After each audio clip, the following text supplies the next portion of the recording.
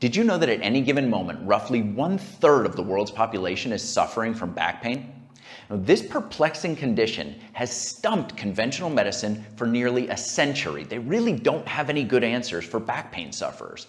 But research has shed some important light on factors that each of us can be working on to dramatically decrease our risk for developing back pain.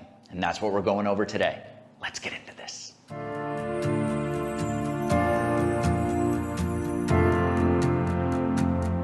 Now, without a doubt, there are multiple factors that contribute to a person developing back pain. You can have a history of injury or trauma. You can have ergonomic issues, lifestyle issues, and postural issues, all influencing that pain syndrome. But one of the factors that consistently pops up in the literature is a direct link between muscle weakness, specifically in the glutes and the trunk stabilizers, and the development of back pain.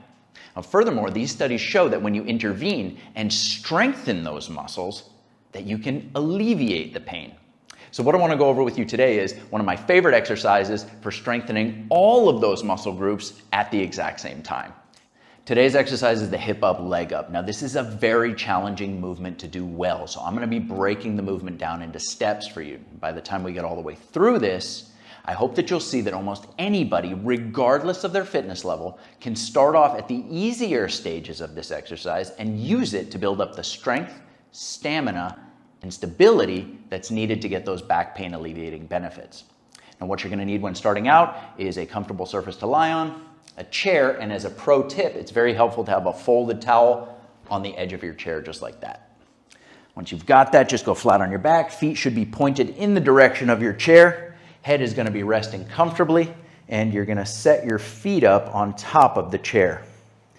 Now, hands are going to come out off the sides of the body. You're going to have about a 45-degree angle at the shoulder. Palms should be down and in contact with the floor.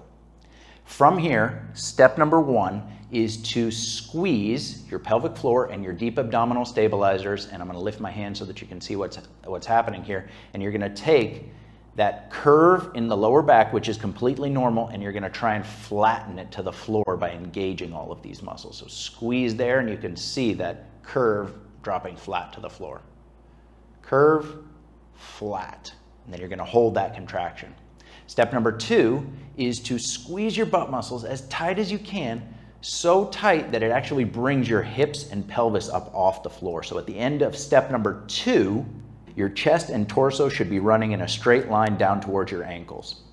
Now, step number three is to think about putting as much pressure as you possibly can through the right heel of your foot and into that chair. So much so that the left leg actually can come up free off the chair, and then you're going to raise that left leg 12 inches. Hold for a second, slowly come back down. Then you're going to think about putting all the pressure into the left heel. Slowly raise the right. Back down. All the pressure into the right. Slowly raise the left. Slowly down. Put all the pressure into the heel of the left. Slowly raise the right. You can see that I'm only raising my foot about 12 inches off of the chair.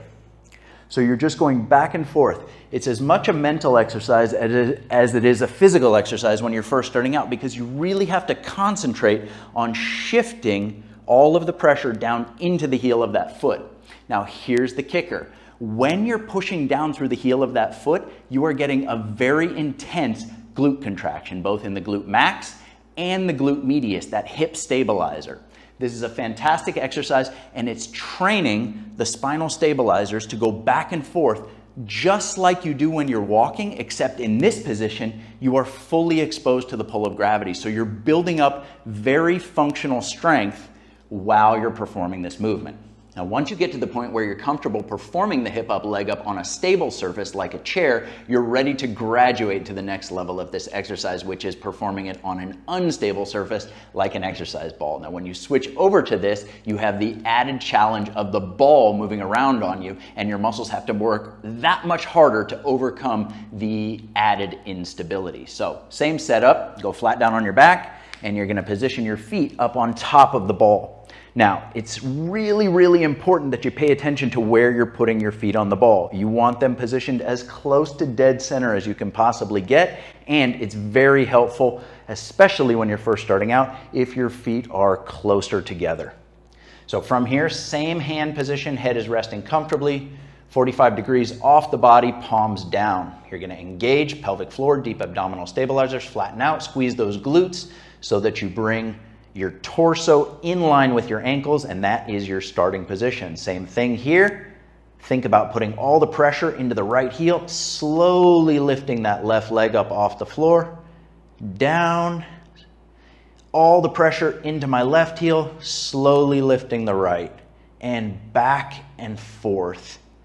Just like that, slow and controlled. I'm using my right heel to pin that ball in place, making sure that it doesn't move around on me. Intense glute contraction. All of my stabilizing muscles are working like crazy. Shift over to the opposite side. You can see that the ball is not moving from side to side. It is holding dead center, and that's because I'm making that conscious effort to push down as hard as I can with the down leg. Now, one other important thing that you should note here is that the middle of my body is staying completely flat and even. Whether I'm on two legs, whether I'm on my right leg or my left leg, the center of my body doesn't move. So what I tell patients in the clinic is, imagine like I've set a perfect picnic lunch on your abdomen and you don't want to spill any food as you're doing this. So deep abdominal stabilizers, pelvic floor stays tight the whole time. Hold everything flat and even. Pin that ball in place as you move back and forth.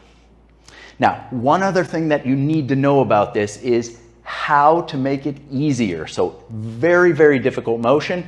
The way to make it easier is to bring the ball in closer to you. So for people who really struggle with this, I bring the ball in as close as I can possibly get it. Everything else is exactly the same.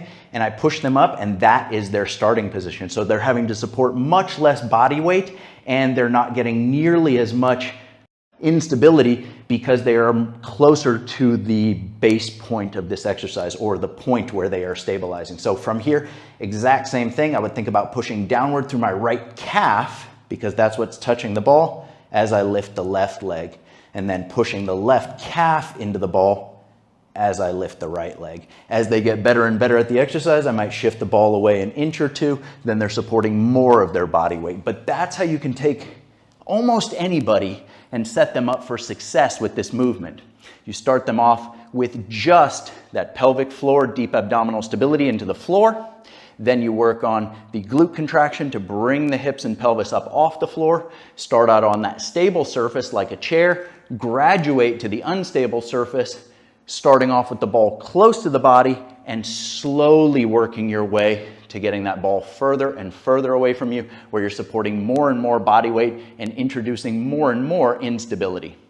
That is the key to success with the hip up, leg up. Thank you so much for watching. I really hope that you enjoyed this video and that you'll put this information to good use. As a reminder, my new Ask Me Anything segment is starting next week. So if you want to get your questions answered, send them over to support@painfixprotocol.com. Use the email subject line Q&A. If you don't use that subject line, there's a chance I might not see your questions. So send those questions over, and before you head out of here, make sure to give the video a like and subscribe to the channel so that you're updated when that next video drops. That's all for now. See you next week.